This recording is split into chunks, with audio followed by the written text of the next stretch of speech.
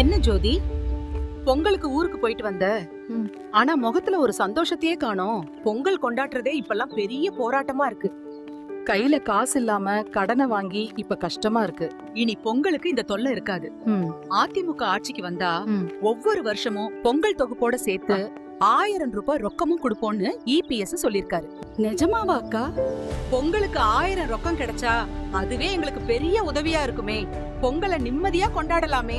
ஆமா ஜோதி, சாதாரண மக்களோட பண்டிகை சந்தோஷம் குறையக்கூடாதுன்னு நினைக்கிற தலைவர் அவரு. சொன்னா சொன்னபடி செய்வாரு. நம்ம கஷ்டம் தெரிஞ்ச மனுஷன் அவரு. நம்ம குடும்பத்துல ஒளியேத்த நினைக்கிற EPSக்கு நாம தான் துணையா நிக்கணும். அதுதான் சரி ஜோதி. தமிழரின் பண்பாட்டை காக்கவும் நம்ம சந்தோஷத்தை மீட்க EPS நம்ம ஜெயிக்க வைக்கணும்.